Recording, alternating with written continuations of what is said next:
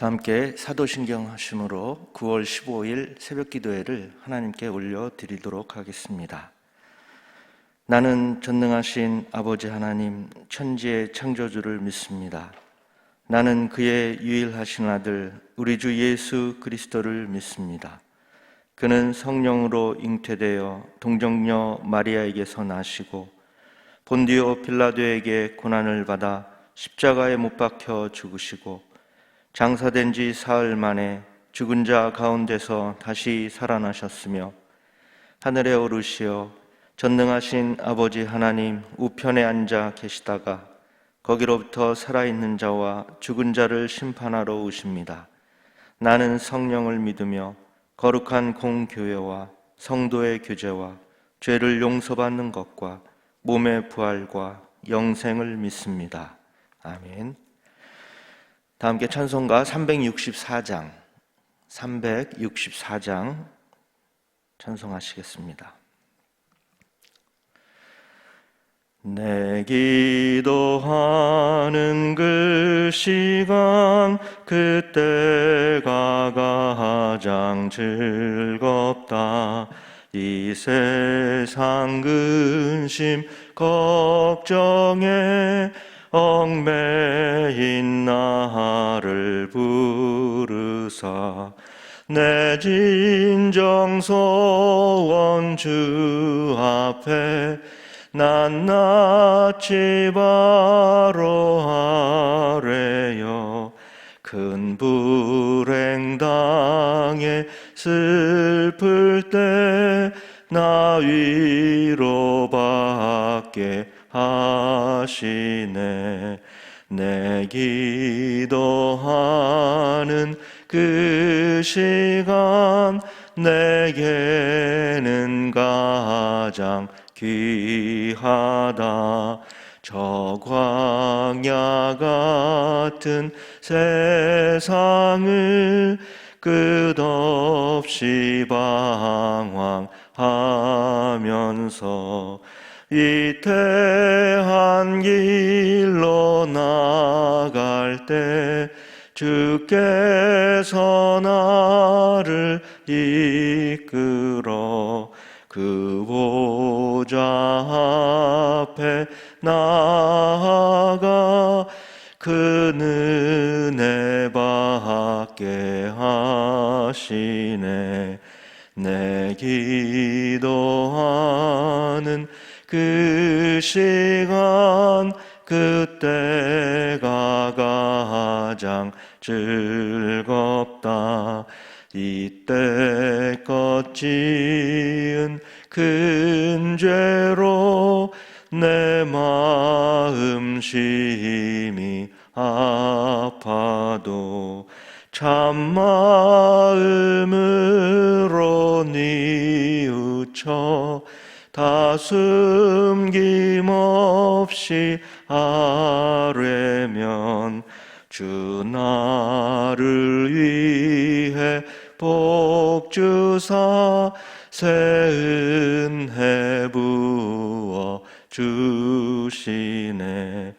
내 기도하는 그 시간 그때가 가장 즐겁다.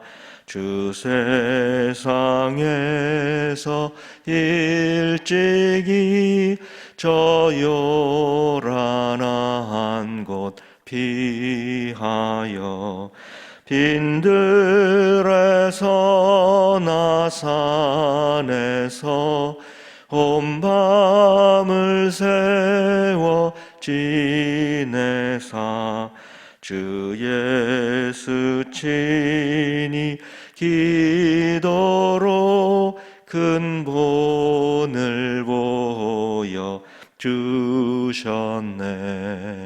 아멘. 이 시간 두 가지를 놓고 계속해서 통성으로 기도하겠는데요. 첫 번째는 오늘은 코로나 퇴치를 위해서 국가방역당국과 또 질병관리본부 그리고 의료기관 등 각 기관들이 지혜롭고 합리적이며 타당한 대책으로 이 코로나 바이러스가 더 이상 퍼지지 않고 다 퇴치가 될 수 있도록, 그리고 코로나 백신이 조속히 개발되어서 전염병 치료와 예방에 큰 도움이 될 수 있도록, 그래서 국민들이 안심하며 일상적인 생활로 돌아올 수 있도록 기도하시겠습니다. 두 번째는 계속해서 한국 교회와 우리 교회를 위해서 기도합니다. 코로나 바이러스 전염병으로 하나님의 영광이 가려지지 않도록 한국의 모든 교회들을 지켜주시고, 모든 교회들이 서로 협력하여 정부 지침을 잘 따르게 하셔서 이 위기를 잘 이겨낼 수 있도록 기도하시고요. 그리고 하루속히 우리 교회의 모든 공예배와 또 교회학교와 모든 모임들이 회복되고 정상화될 수 있도록, 더 부흥하는 교회가 될 수 있도록 우리 코로나 퇴치와 한국교회, 우리 교회를 위해서 다 함께 통성으로 기도하시겠습니다. 전능하신 아버지 하나님, 감사합니다. 오늘도 하루 첫 시간 우리들 깨워주시고 영상으로 새벽 기도를 드리게 하시니 감사를 드립니다. 하나님, 오늘은 코로나 퇴치를 위해서 애쓰고 있는 국가방역당국과 또 질병관리본부 그리고 의료기관 등을 위해서 우리 모든 성도들과 함께 기도합니다.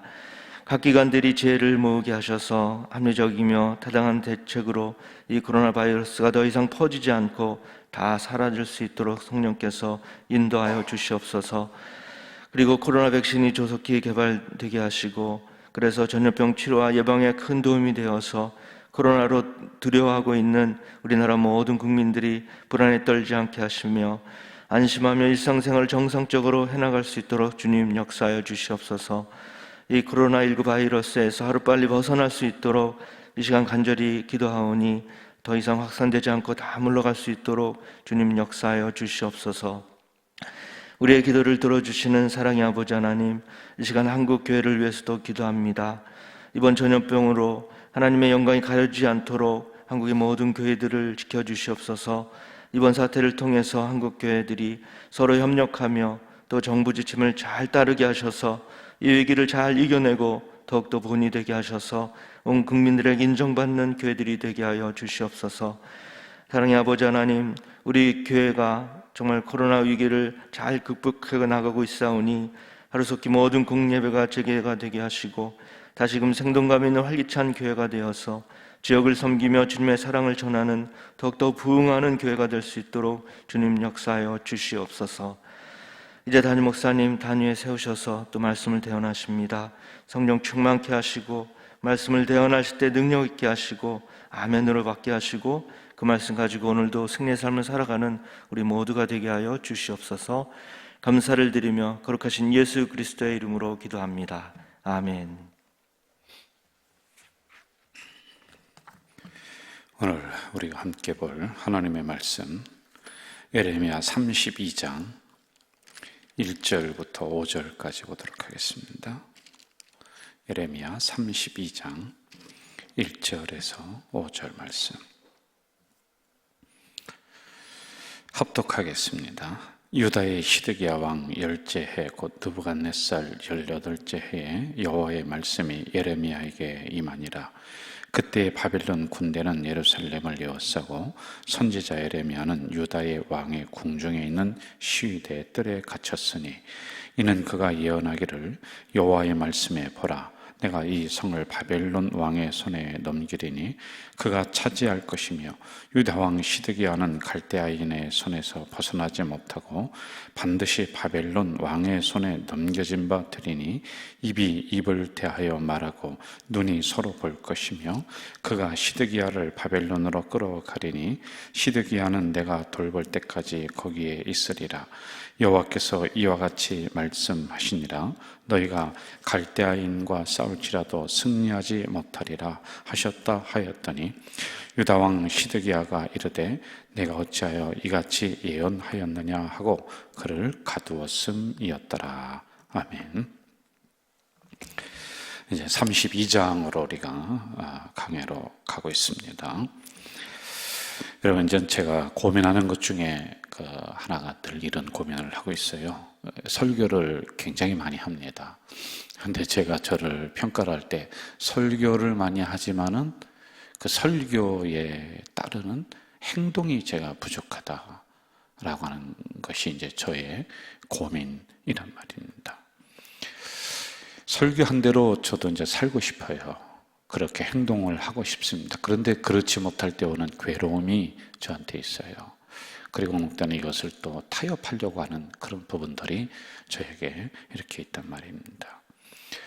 그런데 이것은 저만의 괴로움이 아니라고 생각해요. 신실하게 신앙생활을 하려고 하는 성도들은 이러한 두 가지의 갈등 속에서 늘 우리가 살아가고 있는 것 아닐까라는 생각을 합니다. 이처럼 언행일치가 되는 게 어렵다라고 하는 겁니다. 뭔가를 말하기는 쉽습니다. 그런데 그 말에 대해서 책임을 지는 게 어렵다는 거예요. 그 말은 반드시 거기에 대해 책임을 촉구하고 있습니다. 그러니까 그냥 내가 빈말로 했다. 아니, 빈말이라도 책임이 따른다니까요. 거기에 대한 결과가 따르는 거예요. 뭐냐면 빈말로다가 쓸데없이 이야기를 하며 다닌다. 그럼 많은 사람들이 그 사람을 보면서 신뢰를 주지 않는 그런 어떤 결과들이 이 안에서 발생을 하기 때문에 말은 하기는 쉬운데 그 다음에 거기에 대해서 책임을 지는 것도 어렵고 또 그것을 준행하는 것도 어렵고 이렇단 말입니다. 그리고 그때는 말을 상황이 돼서 내가 이렇게 했습니다. 그런데 상황이 또 며칠 지나면 변화가 됩니다. 그러면 그 말한 대로 내가 실천을 하려니까 손해가 나기도 하고 불편하기도 하고 그래서 언행일치가 된다는 게 굉장히 어려운 것 같다 이런 생각을 합니다. 특별히 오늘의 목회자들은 언행일치의 삶을 추구해야지만이 되리라고 저는 생각을 해요. 그대로 말씀대로 우리가 선포한 대로 살지는 못한다 할지라도 추구하는 우리의 방향성은 그렇게 가야 된다 이 생각을 저는 하고 있거든요. 자, 오늘 언행일치의 삶을 살아가고 그렇게 말씀을 선포하고 행동했던 선지자 또 예레미야를 우리가 이 새벽에 만나게 되는 거지요. 1절에서 5절 금방 우리가 읽은 이 본문 말씀은 이런 예레미야를 다시 우리에게 소개해주고 있는 부분들입니다. 바벨론이 이 유다를 이제 포위에 들어왔다고 그랬어요. 여러분, 바벨론을 섬겨라. 바벨론에게 너희들이 복종하라. 그게 핵심이 아니에요. 바벨론은 하나님이 들어서 사용하는 심판의 도구입니다. 바벨론은 이방 나라예요. 하나님을 믿지 않아요. 우상을 섬기는 하나님을 무시하는 나라인데 하나님이 그러한 나라도 도구로 사용하실 수 있다라고 하는 하나님의 주권적 심판을 이걸 받아들이라는 거예요. 이 핵심이 그겁니다. 이걸 지금 예레미야가 계속해서 선포를 하고 있습니다. 이 바벨론이 유다 나라를 이스라엘을 포위를 해서 1차, 2차, 3차 역사적으로 보면 약 4차까지 간 것 같아요. 계속해서 침범해 들어오거든요. 나중에는 시드기야라고 하는 사람을 유다 사람이죠. 왕으로 대신 세웁니다. 자, 이럴 때 예레미야가 가서 이제 뭐라고 하느냐면은 저 바벨론에게 복종하세요. 여러분 이거 잘 받아들이기 어렵잖아요. 그런데 그걸 선포를 하는 거예요. 그런데 이쪽에 있는 수많은 선지자와 그리고 유다 왕 시드기야는 다른 나라, 즉 애굽이라고 하는 나라 또 옆에 있는 나라들과 연합을 해서 바벨론을 대항하고 있는 역사적인 배경이 지금 이렇단 말입니다. 자, 이럴 때 와서 당신 순종하세요. 바벨론에게 항복하세요. 하나님의 심판입니다. 그렇지 듣기 싫잖아요. 그러니까 시드기야가 예레미야를 잡아다가 자기들의 그 왕궁 뜰 안에 있는 감옥에 가둬버리는 거예요. 가둬버립니다. 그러면은 적어도 감옥 안에 있고 자기가 괴로우니까 이 메시지를 하나님의 말씀을 전파하지 않을 것이다. 이렇게 이제 생각을 했었던 것이죠. 그런데 여기서도 위험을 무릅쓰고 똑같은 얘기를 하는 거예요. 변함이 없습니다. 이 메시지의 1장부터 지금까지 쭉 오면서 보면은 그 메시지가 변함이 없어요. 뭐 문구 하나 틀리지 않았다 그건 아니죠. 아주 중요한 핵심적인 메시지는 상황이 어떻든지 간에 이 예레미야는 꾸준하게 하나님의 말씀을 받아서 그대로다가 전달하는 거예요. 상황이 좋아도 상황이 나빠도 상황이 불리해도 자기 목숨이 위태로워도 이 말씀을 그대로 전하고 그리고 그렇게 살아갔던 사람을 우리에게 소개를 해주고 있단 말입니다. 과연 오늘 목회자들이 이런 일사각오의 심정으로 말씀을 전하고 그렇게 살아가고 있는가라고 하는 숙제를 주는 거예요, 여러분. 뭐 저희들만 그러겠습니까? 오늘 이 새벽에 이 영상으로 함께 예배드리고 또 새벽에 같이 드리지 못하지만은 이 말씀을 또 주중에 이렇게 묵상하는 분들이 있어요. 그분들에게 똑같이 이 숙제를 주고 있는 거예요. 너희들이 이런 시대에 정말 하나님의 말씀을 가지고 타협하지 않고 올곧게 살아갈 수 있느냐라고 하는 이러한 도전, 이러한 메시지. 이게 저와 우리 가족 공동체 그리고 이 영상에 들어와서 말씀을 듣는 여러분에게 동일하게 선포가 된다라고 하는 겁니다. 저만 해도 자신이 없다고 그랬습니다. 왜냐하면 어느 선에 가서는 타협해요. 어느 선에 가서는 아이고 뭐 이래도 괜찮겠지 하고 제가 뒤로 물러날 때가 많아요. 어떤 선에 가서는 내가 내 유리한 대로 이 말씀을 다시 해석해 버리더라고요. 이게 무섭더라고요, 여러분.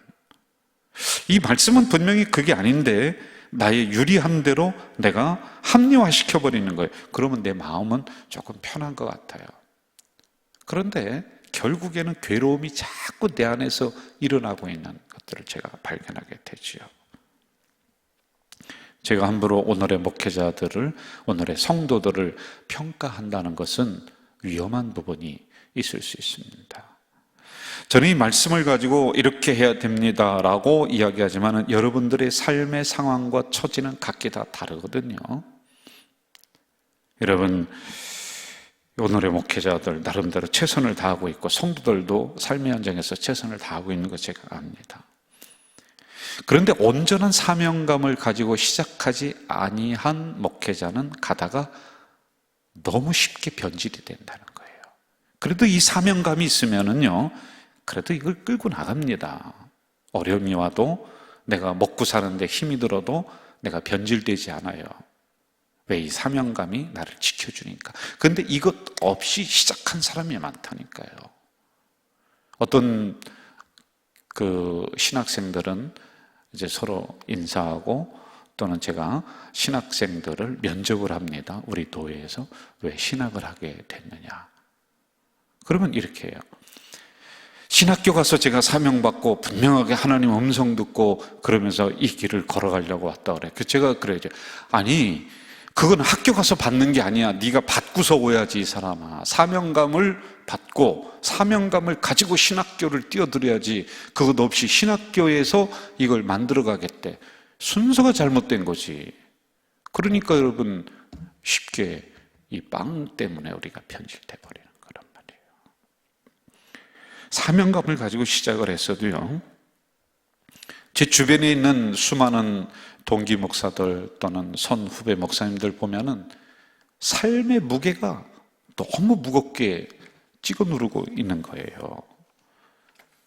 처음에 이 길에 들어설 때는 죽어도 좋다, 어디든지 가겠다, 뭐 가난해도 좋다, 자존심 상해도 주님이 십자가만 하겠느냐, 어쩌고 저쩌고 그러면서 이제 시작을 했단 말이에요. 이런 각오로 시작을 했습니다. 그런데 막상 목회 현장에서 수많은 삶의 무게들이 짓누르는 거예요. 쉽게 얘기하면은 본인은 참을 수 있는데 가족들이 옆에서 굶고 앉아 있습니다.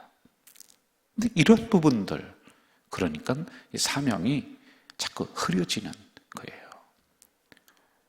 성도들은 뭐 어떻습니까? 똑같죠. 여러분들 이 길 들어서서 은혜 받을 때는 하나님뿐이 없습니다. 막 그 콧물 땀 범벅 다 흘리면서 그렇게 여러분 막 소리 지르고 주의하면서 주님 뜻대로 살기로 했습니다. 그런데 여러분 자그마한 어려움 앞에서 주님 뜻대로는 간 데 없고 내 뜻대로 산다는 것 아니에요. 이처럼 여러분 제가 말씀드리고 싶은 것은 언행일치가 어렵다는 거예요. 우리가 말씀대로 살아간다라고 하는 것이 어느 때는 목숨을 요구할 정도로 어렵다는 거예요. 그냥 농담식으로 어디 소풍 가는 식으로 이 세계에 뛰어들으면 안 된다는 겁니다. 나는 이제 이런 세계 너무 힘들고 어려우니까 나 벗어날 거야. 나 이제 안 할 거야. 한번 해보십시오. 쉽게 이 믿음의 세계, 하나님의 영역 안으로 들어왔는데 내 마음대로 왔다 갔다 하면서 이게 될 것 같아요? 여러분 안 됩니다. 수많은 또 고난들이 우리에게 닥치는 거예요. 그래서 이걸 알아야 돼요. 이 믿음의 세계는 소풍 가는 식의 태도가 아니다. 어느 때는 우리의 목숨을 요구할 정도로 아주 무거운 말씀들이 우리 앞에 놓여 있다. 이걸 기억해야 됩니다. 바로 에레미야가 우리들에게 던져주는 숙제입니다. 이 강해를 하면서 목회자는 저래야 하는데 성도는 저렇게 살아야 되는데 그런데 현실은 그렇지 못하니까 여러분과 저에게 해야 될 숙제를 주는 거예요. 숙제하십시오. 자, 6절부터 15절의 말씀, 오늘 원래는 15절까지인데 제가 5절까지만 읽었어요. 여러분 잘 들으세요. 핵심을 제가 말씀을 드릴 겁니다. 6절부터 15절까지의 말씀의 핵심은 뭐냐 하면은 70년 후에 하나님이 이스라엘과 예루살렘, 유다를 회복시켜 줄 것이다라는 것을 지금 이 자리에서 예레미야가 믿고 있느냐 아니냐. 그러니까 언행일치예요. 그는 믿는다는 거예요. 여러분 추상적으로 믿느냐? 그게 아니에요. 실질적인 사건 하나를 가지고 돌아옵니다. 그게 뭐냐? 하나멜이라고 하는 사람이 땅을 팔려고 해요. 이게 사태가 보니까 심각하지가 않아요. 나라가 어수선해요. 그러니까 본인이 가지고 있는 땅을 빨리 팔아야 될 것 같아요. 그런데 이 땅을 누가 사느냐 하면은 예레미야가 이 땅을 삽니다. 아니 지금 당장 전쟁이 나서 막 성전도 부셔지고 막 바벨론 군대가 쳐들어오고 하는데 예레미야가 이 지금 땅을 사는 거예요. 여러분 이 땅을 사는 행위가 뭐냐면은 지금 당장은 어렵지만은 70년 뒤에 하나님이 반드시 이 민족을 회복시켜 줄 것이다라고 하는 이 확신이 있고 이 믿음이 있으니까 그는 멀리 바라보며 이 말씀을 믿고 이 땅을 사는 행위를 합니다. 그가 땅이 필요해서 샀다는 것이 아니라 그는 언행일치의 삶을 살아갔다라고 하는 거예요. 그리고 하나님의 약속을 분명하게 믿었다. 그러니까 땅을 사지요. 이걸 말씀을 해주고 있는 게 15절까지의 말씀입니다. 어떤 어린 자녀가 학교를 가려고 현관문에 나서니까 엄마가 있다가 일로 와라 기도하자. 집사님이세요. 하나님 오늘 우리 어린 딸 학교 잘 갔다 오게 해주세요. 그리고 오늘 날씨가 비가 온다고 했는데 하나님 우리 딸 비 안 맞게 비 안 오게 해주세요 하면서 기도했습니다. 그러니까 이 엄마도 아멘하고 이 딸도 아멘했어요. 자 이제 현관문을 나섭니다. 그러니까 엄마가 있다가 잠깐 오늘 비 온다고 했는데 우산 가져가야지. 그러니까 이 어린 자녀가 엄마를 보고서 뒤돌아보더니 엄마 금방 엄마가 기도했잖아요. 비 오지 말게 해달라고. 그래서 저도 아멘하고 엄마도 아멘했잖아요. 그러면서 그냥 가더라는 겁니다. 여러분 우리가 좀 생각해 볼 문제가 이 안에 있지 않습니까? 진짜 믿음은 추상적이지 않습니다. 구체적입니다. 동시에 현실의 상황을 뛰어넘는 거예요. 아주 구체적인데 지금 당장을 보는 게 아니에요. 현실의 상황을 뛰어넘어서 미래에 하나님이 회복시켜줄 그 말씀을 지금 여기로 가지고 와서 내가 그렇게 믿고 행동하는 게 이게 진짜 믿음이에요. 그래서 여러분 입술로만 아멘하면 안 된다니까요. 마음으로 아멘하시고 행동으로 아멘하셔야 된다니까요. 구체적으로 내 삶을 드리는 게 믿음이에요. 여러분, 뭐 믿음 하니까 그냥 아멘만 하면 다 되는 줄 아는데 아멘 쉽게 하지 마세요. 아멘 했으면 책임을 지십시오. 여러분 삶에 있어서 안 되면은 하나님 탓, 잘 되면 자기 탓, 그렇게 돌리지 말고 핑계대지 말고요.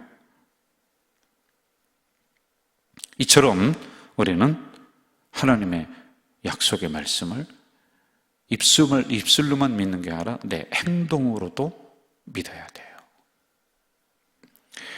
오늘은 핵심이 언행일치의 삶입니다.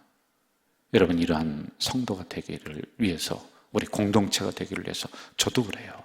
저도 노력할 거예요. 여러분도 노력하십시오. 그래서 어느 순간 우리가 그래도 하나님 말씀에 좀 가까이 가서 이렇게 좀 행동하는 사람이 좀 되지 않을까요? 점점 살아가면 살아갈수록 술수만 들어서 말씀과 더 멀어지는 그런 백성이 아니라 어느 때는 우리가 시간이 지나면서 하나님 말씀과 더 가까이 돼서 그렇구나 라고 깨달으며 나가는 언행일치가 되는 우리 믿음의 식구들 되시기를 주의 이름으로 축원합니다. 사랑하시는 아버지 하나님, 이 새벽에 연약한 이 종을 깨우셔서 말씀을 주시오니 감사합니다. 이 말씀대로 오늘 하루를 그렇게 살아갈 수 있도록, 노력할 수 있도록 인도해 주시옵소서. 예수님의 이름으로 기도하옵나이다. 아멘. 하늘에 계신 우리 아버지, 아버지의 이름을 거룩하게 하시며 아버지의 나라가 오게 하시며 아버지의 뜻이 하늘에서와 같이 땅에서도 이루어지게 하소서. 오늘 우리에게 일용할 양식을 주시고 우리가 우리에게 잘못한 사람을 용서하여 준 것 같이 우리의 죄를 용서하여 주시고 우리를 시험에 빠지지 않게 하시고 악에서 구하소서. 나라와 권능과 영광이 영원히 아버지의 것입니다. 아멘.